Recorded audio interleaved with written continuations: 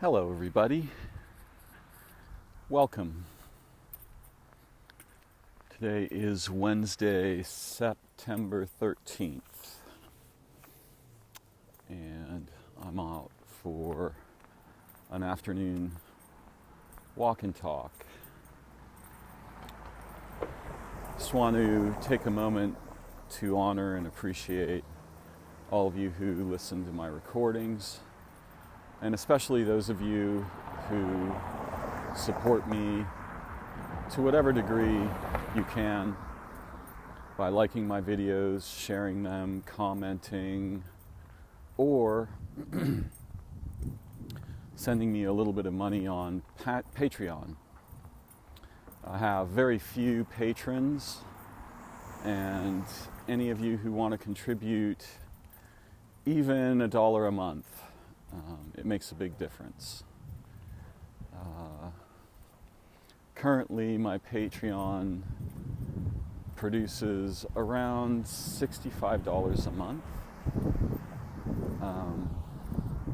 That has recently changed thanks to one supporter in particular who made a very generous monthly donation. But it's still pretty low, and I'm not here to make money. None of my content contains advertising. I provide all of it free, and I'd like to keep it that way. It would be terribly ironic if my YouTube videos played advertisements, but it would also get me a vastly larger share of attention, since I don't think YouTube promotes videos that don't contain advertising. So yes, any support that you'd like to give would be very welcome. And you can make a one-time donation if you wish by going to the index page on Organelle. I think it's organelle.org/index3.html. At the bottom, there's a link where you can make a one-time donation if you feel so inclined. But I'm going to continue to produce free content no matter what, as long as I'm able. And even my Medium essays, which you can find links to on my YouTube page, almost none of them are member only. So very grateful for those of you who listen, participate, share, comment, and support my work. Thank you very, very much. It means a lot to me. And to the other people who maybe can't afford to support my work, but listen anyway. And I'm grateful for those people too. So thank you all. We've got a variety of topics on the burner today. Many of them you will have heard noises about in previous videos. Clearly, the UFO topic and the topic of non-human intelligences, a phrase I've been using since mid-2002, and I find it very surprising to see this phrase being bandied about in the media. That topic is heating up dramatically. It seems very clear to me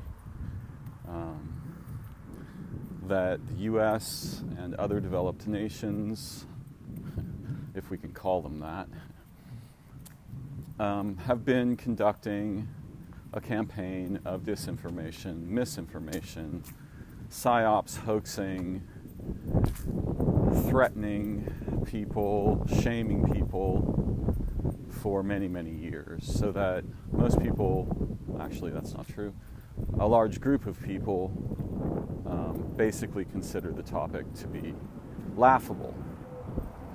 It certainly isn't. And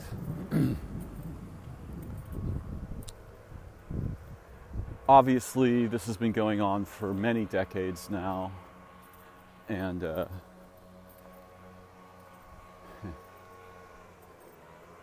we are now in a situation where it is clear that this has been going on for many decades. There are people highly placed in the United States government that are clearly interested in what we're calling disclosure. But at a minimum, it seems clear to me, not trying to tell you what to believe here, that the USG, particularly the branch of the Air Force known as the Aviary, has long been in possession of intelligence, vehicles, quote unquote, bodies, materials that certainly arise from intelligences that are not human. The entire field of what we, sorry about the noise for a moment here, the entire field of what we refer to as the paranormal is undergoing a fairly radical and sudden transformation.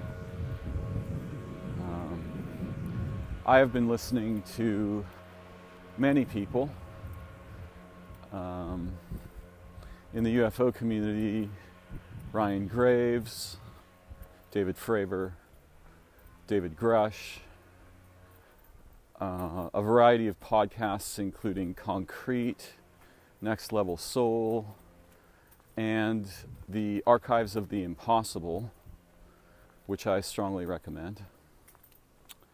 The field is changing quickly and dramatically. It's changing from something that many people would dismiss as absurd or crazy to something that there's plentiful evidence of. And we face kind of a problem here because on the one hand, we have people who mimic these abilities, some of them very adeptly. Darren Brown is one of them. And I strongly recommend that people pay some attention to Darren Brown if they want to understand human cognition and the ways it can easily be manipulated. It certainly can. Stage magicians have been doing this for hundreds, if not thousands of years. And it's true that there are a broad range of technologies that would allow a magician to appear to be psychic or to have supernatural powers, when in fact they're using gimmicks and techniques.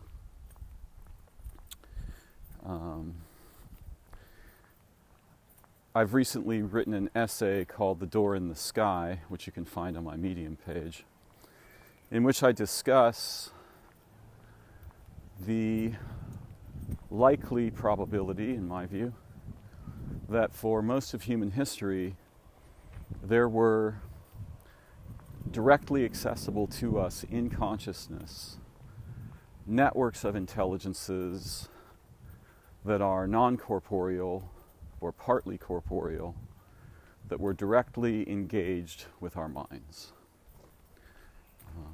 I propose that the minds we have today are the remnants of minds that were born in direct symbiotic linkage with such intelligences, and in the model that I propose, I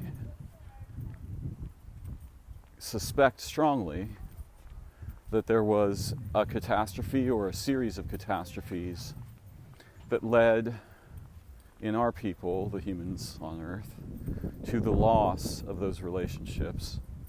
And that when we lost those relationships, our species went crazy and continues to be crazy. extremely crazy. I'm going to put my little wind screen on, so that may muffle my voice just a little bit, but maybe it'll protect against the wind for a moment. So, my proposition is that for the vast majority of the history of humans, we had access, there was something in us, in our bodies, souls, minds, cultures, and so on, that acted as an uplink to networks of intelligences that are native to time-space, and may, in fact, be older than the universe. They are certainly older than our model of the universe, because our model of the universe's age is in flat time, a mode of time we are all familiar with, seconds, hours, days, measured as if there is only a single world line. The 27 billion year upgrade to the age of the universe recently is measured in this fashion, as if there is just one world line. And we measure time on Earth in this way. We are trained to. I've made many videos where I talk about the absurdity of that perspective, particularly due to the uniqueness of the light cone of any observer. So two observers with unique light cones are going to have two different experiences of time. There will be features that may be shared in their light cones, but effectively, if you have two observers, presuming that they are only comprised of a single cell, one, quote, year is at least 2 cell years plus the relationships between them, plus the relationships between them in the context in which they exist. Now, of course, single-celled organisms probably experience time in a very different way, and I propose that what we would measure to understand their temporality is meaningful events per second. At the cell, these are cellular metabolic events such as folding proteins, modulating electromagnetic manifolds at the cell surface and in the interior of the cell. And we have, for a cell, many, pretty much an unimaginable number of such events per second. At the molecular level, if we move to the atomic level, that rises by many orders of magnitude. So, the actual age of the universe, if we could conceive of a way to measure it that included the world lines and the relationships between them, would probably be a number that is impossible to represent due to its incredible, momentous quantity.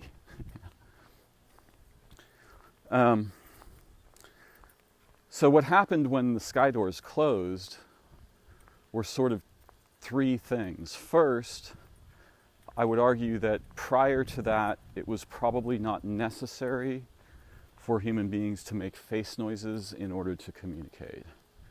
I think that not only are we inherently telepathic, being trained to make face noises creates further limitations of those faculties, and there's a broad array of such faculties, not just 1 or 2. I don't claim to demonstrate telepathy, though it does occasionally occur.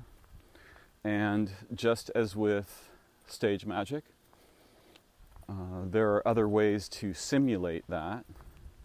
So one of the things that happened when the sky doors closed is that we started making face noises and communicating in speech, within which it becomes vastly more likely and possible for us to lie.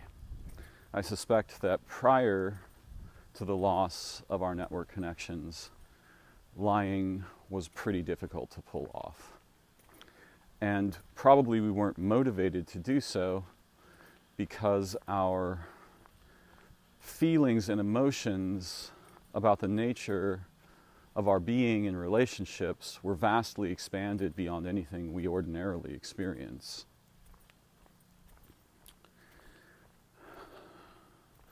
The other problem, and this is the connecting thought to stage magicians, is that when the sky doors closed, two primary factions arose in the wake of that problem. The first was, and they got mixed up later.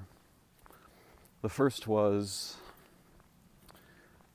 techniques, protocols, and technologies that could boost the lost signal so that it became accessible again. And what we think of as religions are probably the remains, the stratified, fossilized remains of such techniques, protocols, and so on.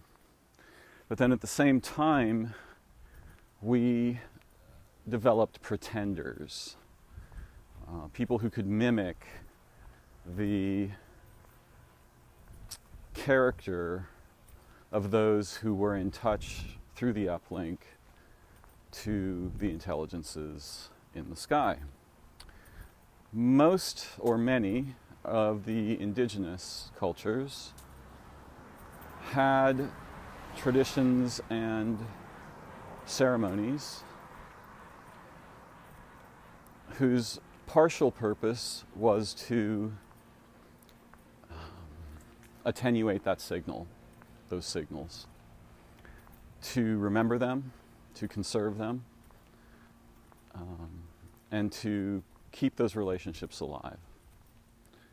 Obviously, now we have vast libraries of behavioral mimicry in the humans, particularly in the modern religions, that are similar to what stage magicians do, or street magicians. It's a lot of fakery. And so there's a vast library of humans who think all that religious stuff is fakery. They're half right. There's vast libraries of behavioral protocols and so on that appear to be effectively a contagious form of lying and what I would call thrisps. There are also beneficial thrisps, and some of the existing traditions are like that. One of the features of beneficial thrisps is that they don't tend to be conversionist. They don't threaten people with things like eternal damnation or seduce them with things like eternal existence, life. Rather, they focus on insight, wisdom, truth in relation, truth in thought, speech, action, and concern, and not the kind of truth that depends on facts, the kinds of truth that depend on relational integrity, deep relational integrity that continues to become more integral as it develops rather than less. These would be traditions such as Taoism, Zen Buddhism, Advaita Vedanta, some branches of existing religions. The strange thing is that although we were colonized by a bunch of fake religions, some of those religions that I think are fake have within them branches that are deeply authentic and integral, and have in effect found a way to recover the signal from within a framework that may be mostly lying. So that there's also like an opposite of the mimics, where certain branches of a thrisp-like religion manage to become authentic even though the shell is untrustworthy, untrue or conversionist, and in some cases malignantly so. The idea that by killing up a bunch of infidels you can achieve some sort of paradisical reward is one of the most dangerous ideas that has ever arose in our species.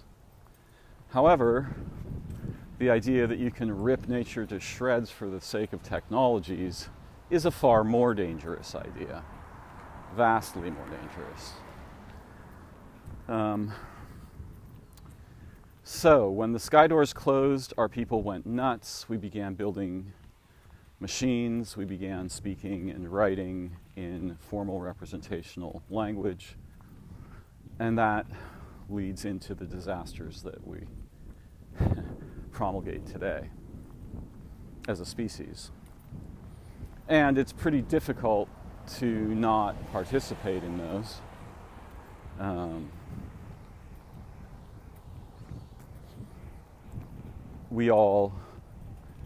Most of us have homes, many of us have cars, we use grocery stores and restaurants, and we buy products and so forth that contribute, whether we wish to participate or not.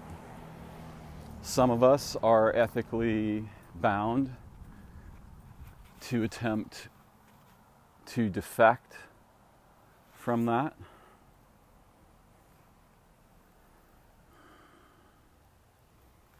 One moment. And I think that's noble and brilliant, though many of us either have real world, quote unquote, actually fake world commitments that make that very difficult for us to pursue. I certainly applaud those who have decided not to participate and to do whatever they feel necessary to leave, to defect from modernity and all of its complex malignancies that masquerade as convenience, wealth, power, luxury, commerce, banking, and so on.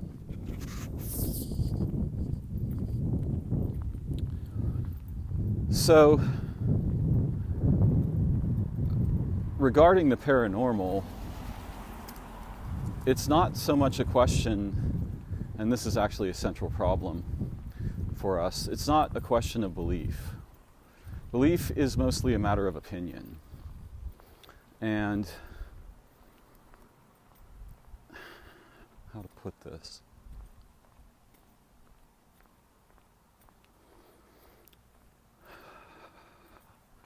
I'm inclined to suspect that most of our opinions comprise ignorance.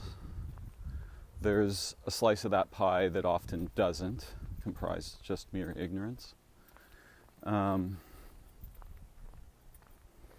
most of our opinions have a lot to do with ignorance and blindness and confusion and insecurity and doubt and so forth. I would contrast insight to opinion. And insight is rarely concerned with facts. It's concerned with establishing and sustaining a manifold of perspectives that grant us otherwise uncommon or impossible seeing. And I don't mean seeing like the kind we have with our eyes, I mean seeing relationships, origins, qualities, potentials, possibilities in awareness when we are considering some kind of a problem.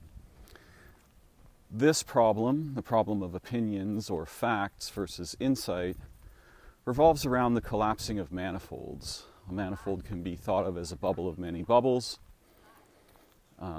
We have the term definition, which literally means to collapse manifolds, to de-infinitize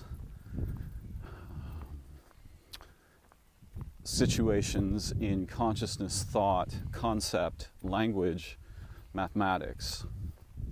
Many of the greatest discoveries in mathematics did not come from collapsing manifolds, it came from re-ambiguating them intelligently. And this, I would argue, is often the fingerprint of insight. The Western world image, or the modern world image, is one estranged from our actual natures, origins, faculties, abilities, humanity, and greater than humanity. What I mean by that is that most of us, whatever we may be, is not merely human. I've touched on this point many times previously, but the manifold that represents our actual existence, potential, and nature is nothing like what we're told about being human. In effect, our humanity is probably the pinky on a being with, 10 hands and 17 wings. All of those are denied to us by the mechanistic, reductivist worldview that presents beings, situations, and relationships as if they are essentially mechanical, dead inside, like the concepts we generally teach our children in order to represent them. Obviously, there is a problem with representational cognition. It's not that the mode itself is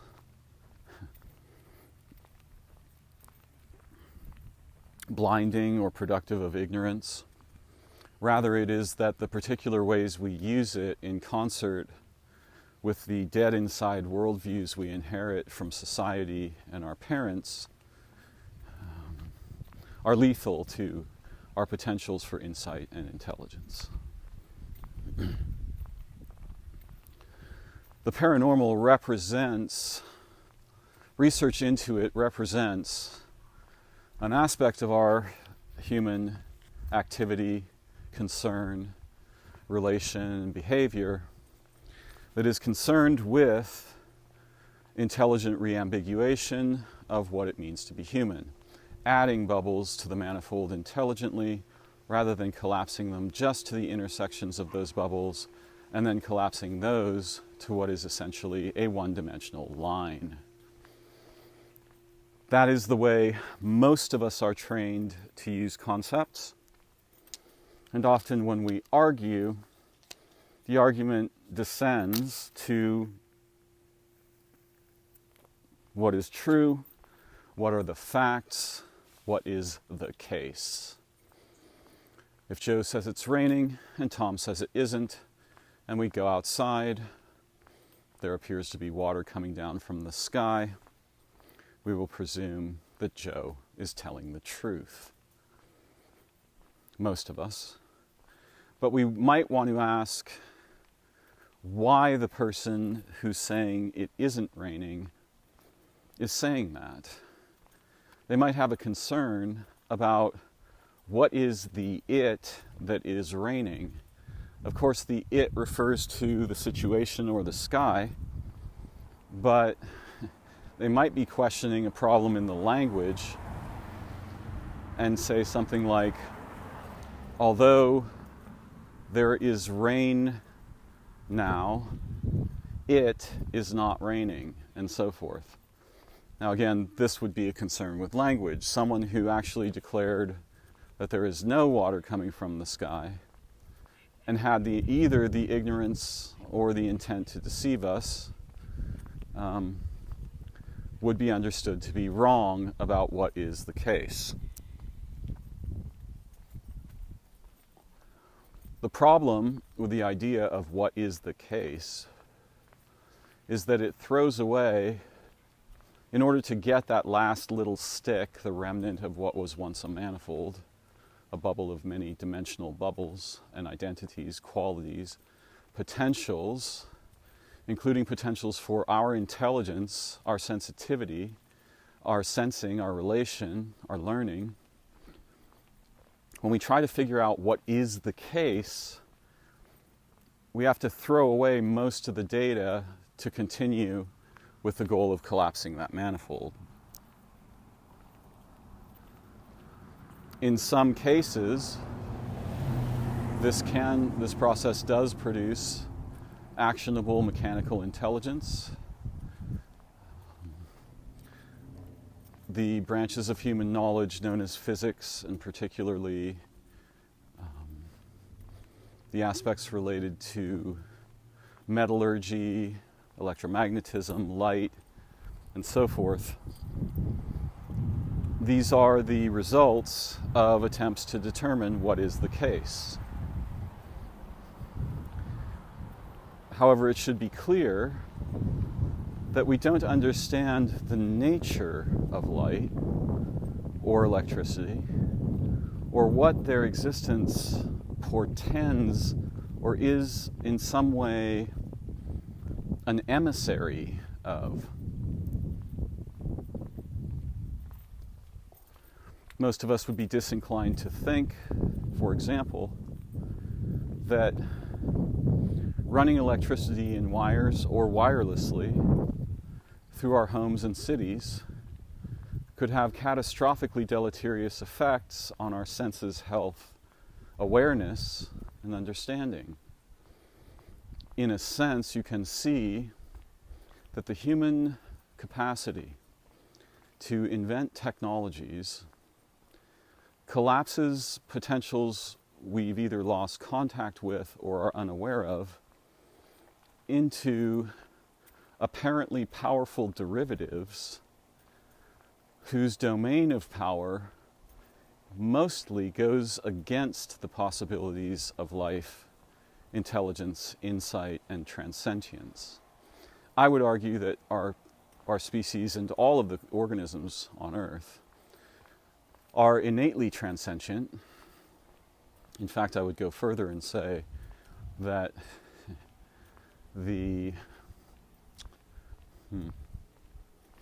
even the material universe is itself transcendent, rocks and oceans and so forth, clouds and skies and things.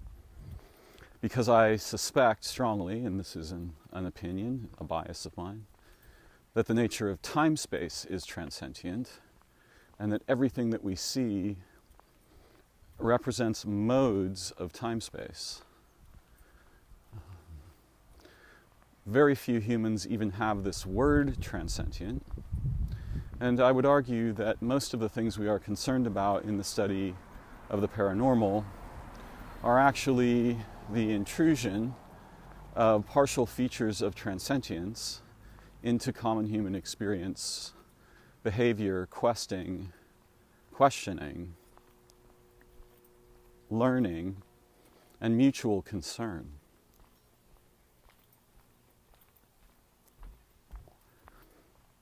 It is clear to me, very clear, that there are authentic psychics, and the fact that some of those people who will call themselves by this name are mimics or magicians does not dispose of the topic. And if we are going to be concerned about people who are crazy, and many of us have had some degree of a taste of madness in our lives, I am one of those people, even what we would think of as insanity or craziness often, almost always, contains important seeds of insight that have been denied by the broader population and have been concentrated in the consciousness of a particular person or group. This relates to the idea that minds form networks. Those networks are like environments, and effectively what tends to happen isn't necessarily that Einstein discovers relativity. Rather, it is that Einstein concentrates certain features of the transcendent nature of the network of human minds in his time and perhaps beyond his time, localizing that into insights. You'll notice something peculiar about Einstein's famous formula, E equals mc squared. He starts with the unity. He doesn't start with the parts.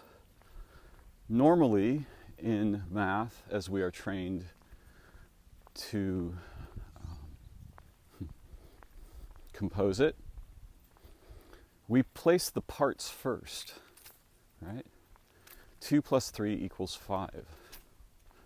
Einstein reverses this in his famous equation and puts the unity first. That one move is almost the fingerprint of transcendence right there. Whenever we can think from unity into distinction, we will find insight. We who are trained to think in the opposite way, distinction toward unity, will mostly fail if we were to compare what we would understand as the progress of these two modes of thought. For example, if you were to count your hand, you might start with +7, plus representing the uplink of the wrist first, 1 for the hand, then on the outside, and turn it over, 1 for the unifying body or palm, because if we don't count the most important things first, A, they won't count, and B, we will forget them. 4 for the working members, 1 for the thinking member. +7. The plus is counted first because it remembers the uplink. And across that wrist, you have things like eyes, a nose, a mouth, ears, other organs, limbs, and so forth. But you also have the same principle.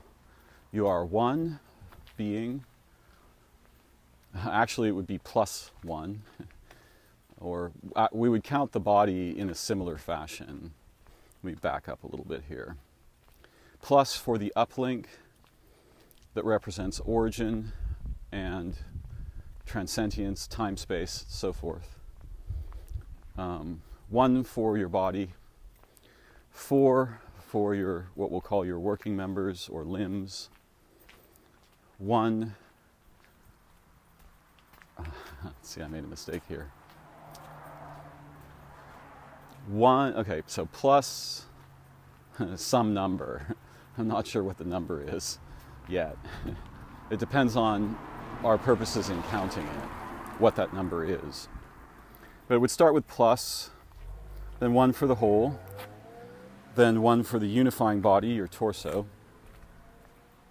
We might count 4 for the working members, your limbs, 1 for the thinking member. In that case, it would be the same count as your hand, +7. You will see that there's a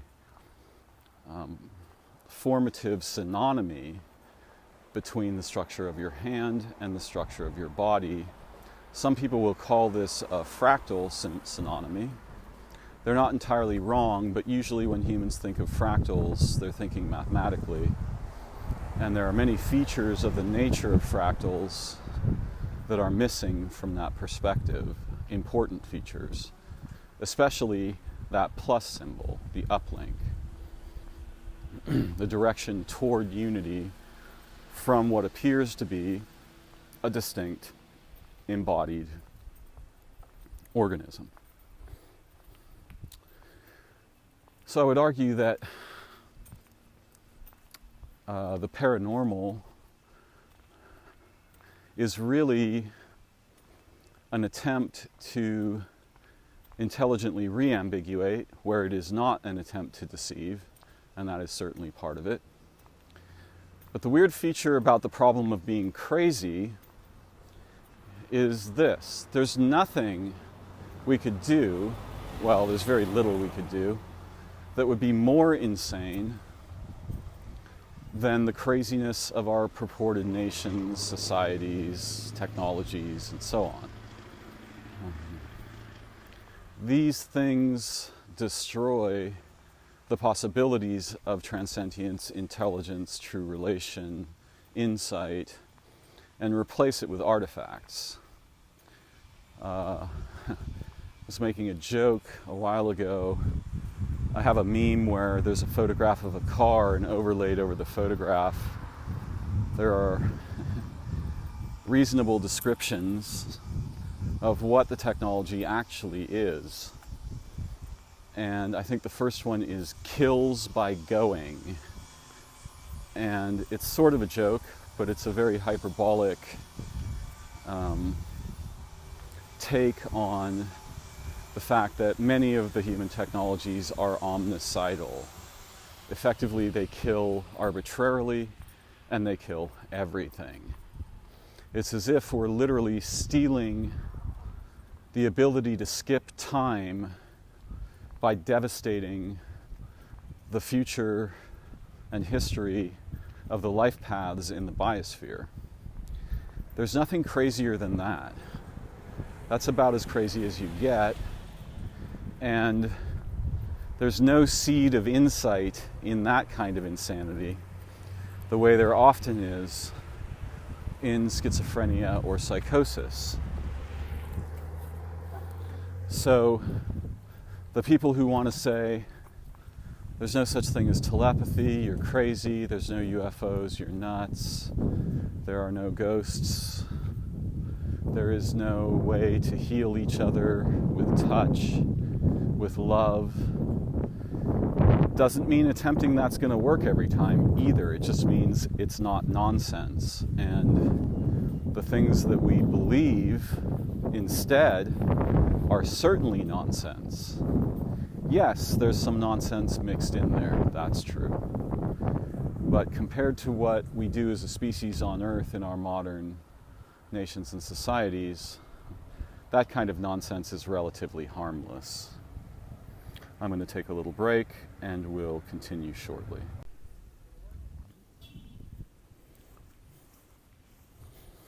In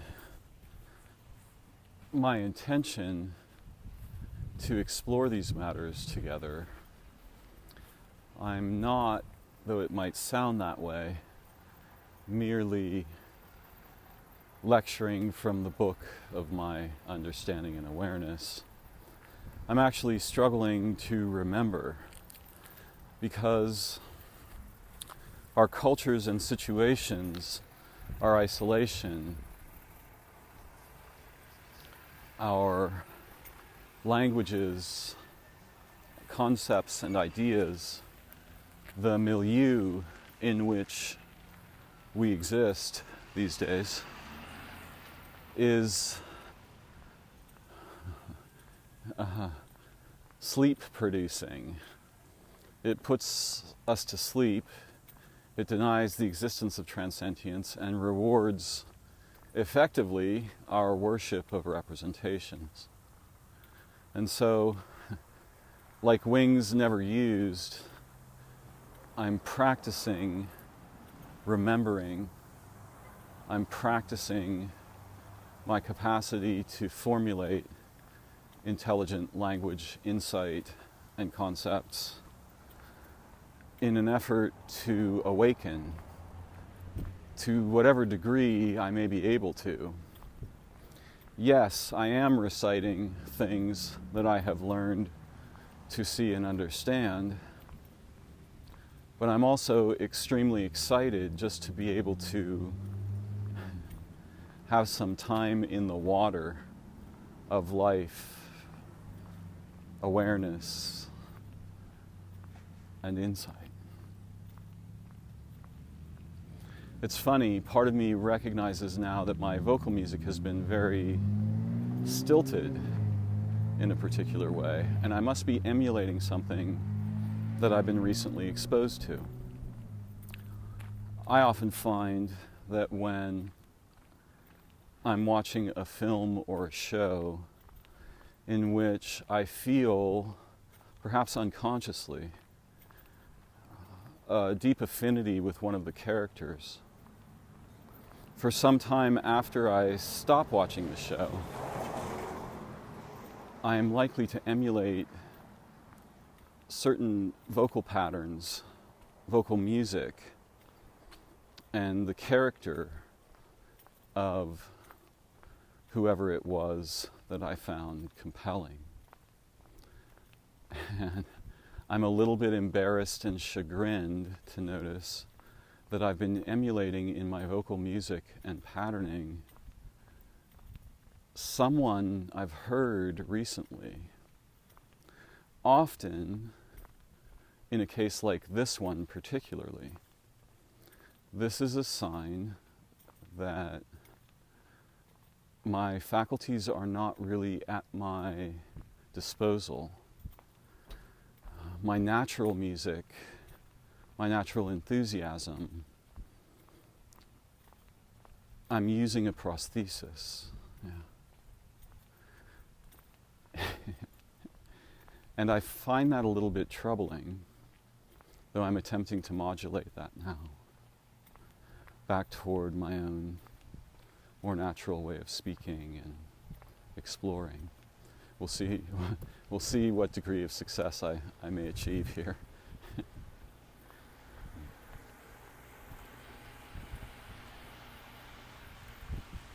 It is my sense that if we were able to remind each other of the nature, something that resembles the nature of existence, that's just a slight improvement on our everyday models and ideas, we would experience ecstatic wonder ceaselessly.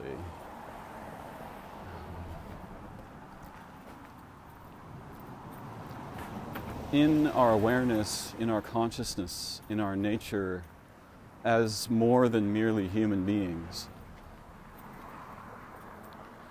We resemble fish developed in an artificial environment in which their skin was kept moist and their gills were fed oxygen, but they never had the experience of being in the water. And that water is the water of our true nature, our origin. And by true, I don't mean factual, I mean authentic.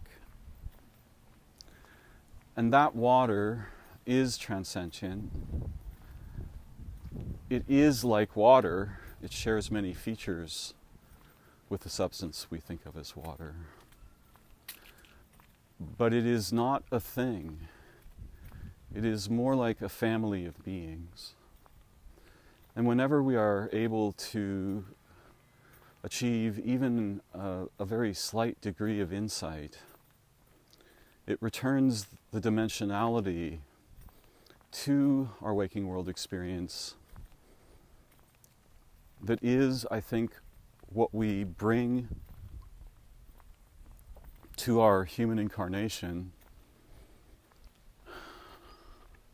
and are intimately familiar with in early childhood and sometimes beyond.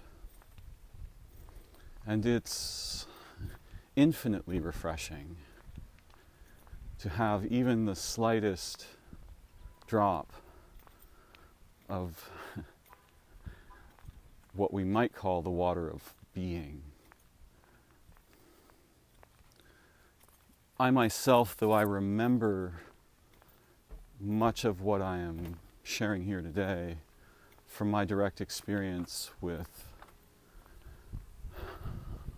a complex non-human intelligence, I myself am like the fish taken from the water. It's very difficult to see in consciousness what I am, or in awareness, I should say, what I am capable of formulating in language and thought. And these are not the same mode of experience.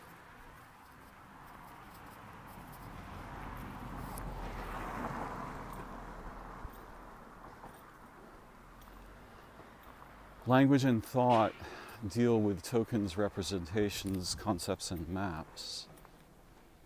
Awareness is something a bit more like direct, intimate relation.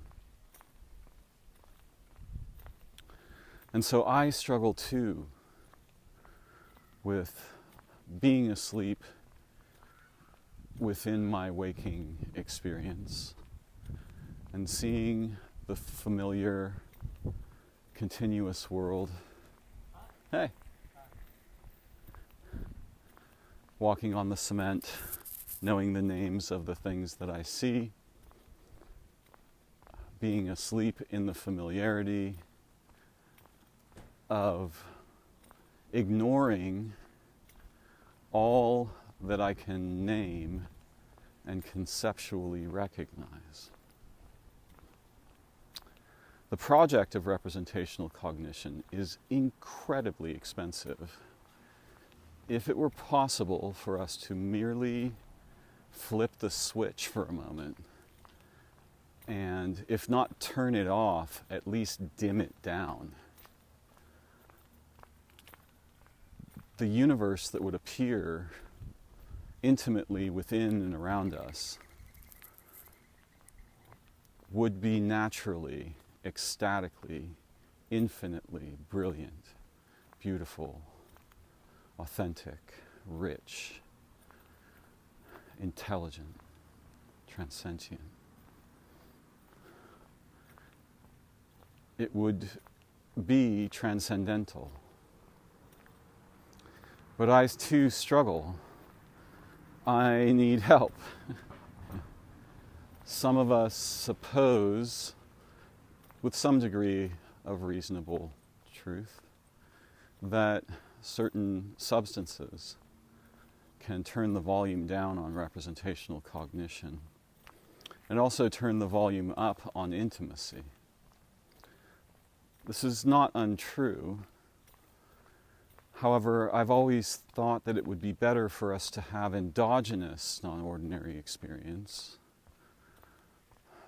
before, and perhaps even during, our use of substances. Certainly when I even just drink alcohol, for example, I warm up. And the quality of my consciousness changes, and I am capable of unusual conceptual insight when I'm a little drunk, less so when I'm quite drunk. Similarly, if I were to smoke some cannabis, radically alters my cognition very quickly. And that alteration, unless I do it very regularly, which I'm disinclined to do, thankfully, that alteration is quite troubling. First comes monumental self-consciousness, bordering on paranoia. And then if I merely direct it toward curiosity, that tends to fall away, and I will experience cascades of insight, demonstrable insight, not just crazy making, quote unquote.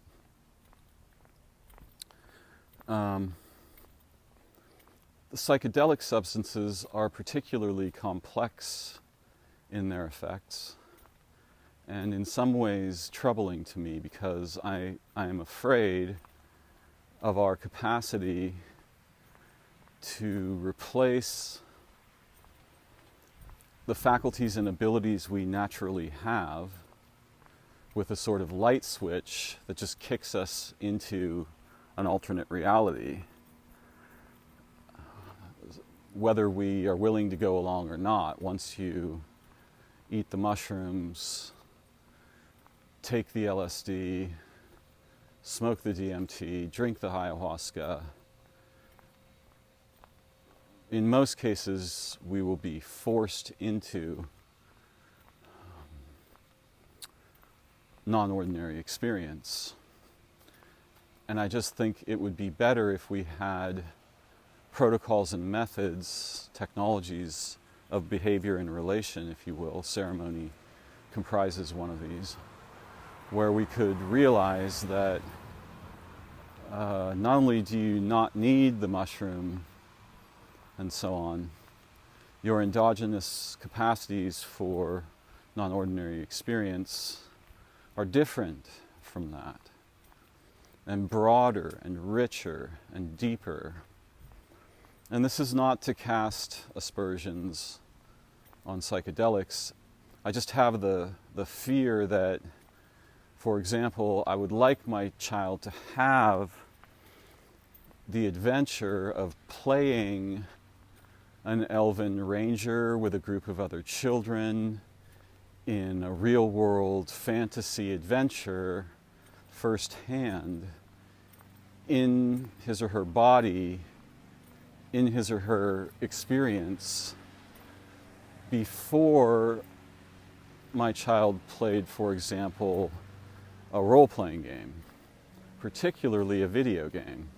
So there's sort of three levels, right? There's the real-world experience, which I think is something we're missing out on, and something that we should bring back into our traditions and culture. The idea of an alternate reality game, but not with the kind of cynical backdrop that many of these have. Then there's sort of pen and paper role-playing. And the reason these things are so compelling is that we're starving for roles. We're starving for meaningful roles. And we're born hoping to experience something far richer than merely being an elf in The Lord of the Rings. And yet our culture offers us nearly none of this. So then we have, ARGs, pen and paper RPGs, and the complete collapse of actual adventuring identity, video games. Now, I'm not saying that psychedelics are to insight and the non-ordinary as video games are to our desire for meaningful adventure together. But there is a relationship there. And it's a relationship I think we should pay careful attention to, with and for each other, with and for our children and ancestors. We come to the adventure of birth, our eyes shining with the transcendent illumination of our origins, remembering the non-human intelligences, the myriad non-human intelligences that we are likely intimate with and learning with just prior to our conception. And then what we find here is an immiserating lack of memory, intelligence, awareness, communality, meaningful roles, meaningful adventures. And it's true that even in this very bizarre context we find ourselves in, we can recover them together whensoever we should agree to do so. And I'm 1,000% on the page of let's do that. Please. Any way we can find, let's do that now. And perhaps in my videos and my recordings, I am calling to like-minded others in the hope that we can reestablish beautiful ways, intelligent ways, insightful ways, playful ways of recovering the more than human aspect of our potential and our desire while yet we live. It's funny, I was laughing a moment ago because I think I think I may have realized who I'm emulating. And it's not someone that I've listened to recently. I think I'm accidentally emulating Carl Sagan's vocal music and tempo. Of course, some would say, oh, you're channeling Carl, huh?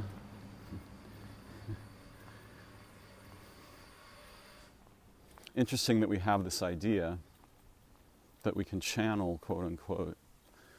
That presumes there's a network, right? If there's anything like channeling, that presumes not only is there a network, but we can localize features of that network from afar, in time, place, being.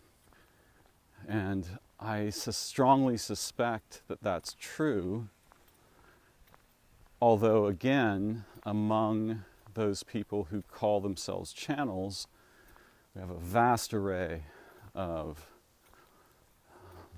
behaviors, from the deeply trustworthy and authentic to the this is a game I am playing, to I've learned to mimic what I've seen in others. And sometimes mimicry isn't all bad, but it tends to go badly for us because our representations mimic features of our origin that we lose contact with by relating with those representations intimately, particularly our cars, homes, and cell phones. The representation replaces uplinks, and you can see in each of those things how that is so. This concept of the uplink has become more prominent in my thought and concern over the past couple of months, and particularly the past few weeks.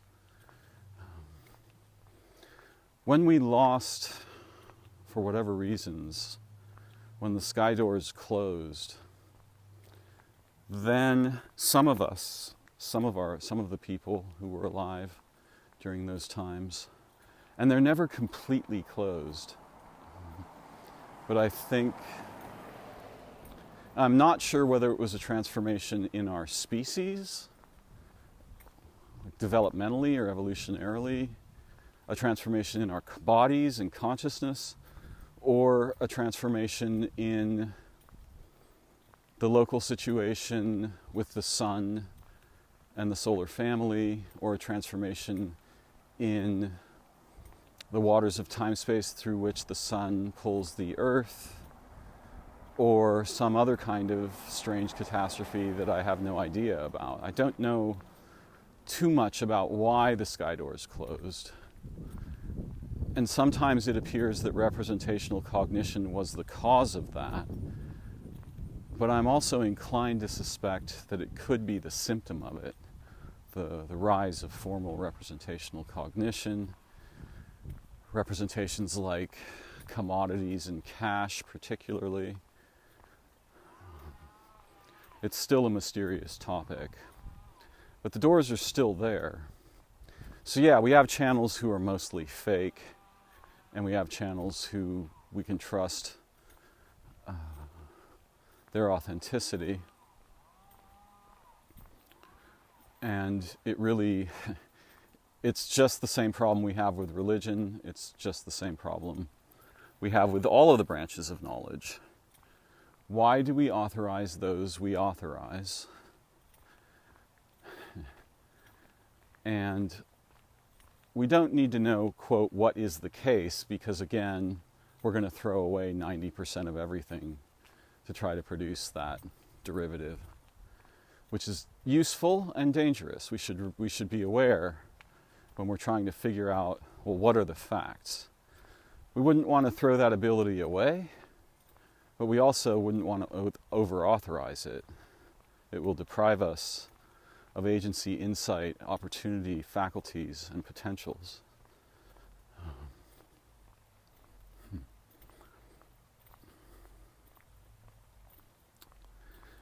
I've certainly encountered phony psychics and magicians.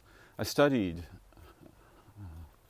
stage magic for a few years and was very interested in it, primarily because it's a way to understand loopholes in ordinary cognition that can be captured for advantage. But yes, we have the same problem everywhere. There are people who are crazy, there are bad actors, there are people who are domineering, there are people who will take advantage of us. Darren Brown's a particularly interesting example of this because he will straight up tell you that he's using techniques, yet what he is capable of certainly appears magical and non-ordinary. So he's a very peculiar mimic. And I suspect that if we were to talk with him, he would probably blatantly say the paranormal is nonsense. There are no divine beings, there are no non-corporeal intelligences, there is no such thing as authentic magic, i.e. true hermeticism, true esotericism, something resembling true shamanism, etc. He would say, I can show you how to do anything these people can do, with few exceptions, and I'm using technologies.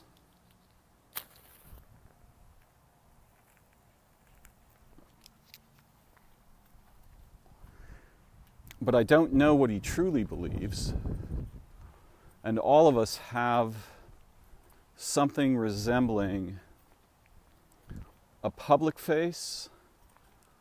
This is the face any old person will see of us. A social face, the face that those who we become close with see. A private face, only for those we are extremely trusting of and close to. And then a secret face, the stuff that's so personal that we never display it. And in fact, we may hide it even from ourselves. So Darren must be like this, Darren Brown. And I don't know, one imagines that truly great magicians eventually encounter the non-ordinary in its raw, unfiltered form, unless they are cognitively situated by their biases and opinions to completely deny its existence, in which case they may actually fail to see phenomena that literally happen in and around them. We are each so unique, and cognition is so powerful, the trance state of our waking mind is so powerful that you could have three people in a field. One of them, they could be standing near each other. One of them may see what they certainly understand to be a UFO. They are perhaps frightened and astonished and amazed. Another person may actually see an aircraft that is familiar. And a third person may see nothing at all. This is the nature of light cones and distinct perspectives in being. It's also the nature of our formal representational cognition to cover over or dismiss anything that violates its dominance of consciousness.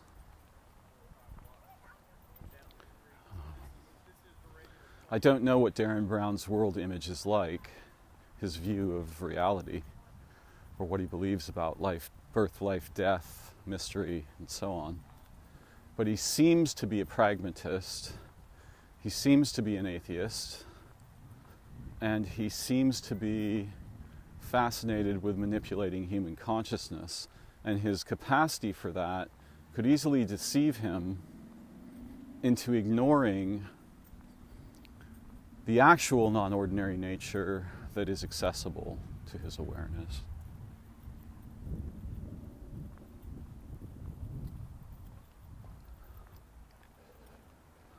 You know, there's two forms of craziness. There's 50 forms of craziness, but two that I'm concerned with here. One is it imagines the non-ordinary everywhere it is not, and this is usually what we mean by nuts. I don't mean walnuts here, by craziness. But there's another kind that is completely immune to anything that violates its world image. And both forms are tragic. Unfortunately, they're also both extremely common.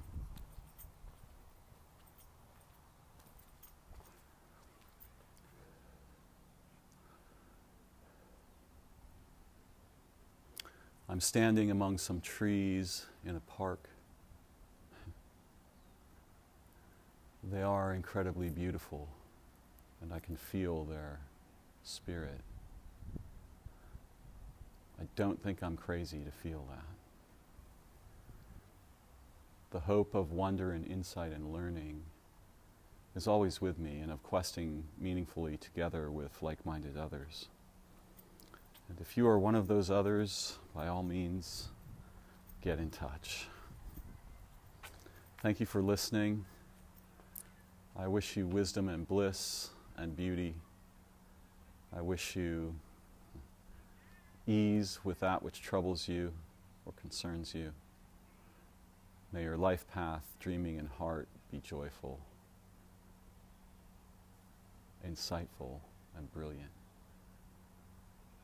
Thank you for joining me. I look forward to learning together again very soon. Bye-bye for now.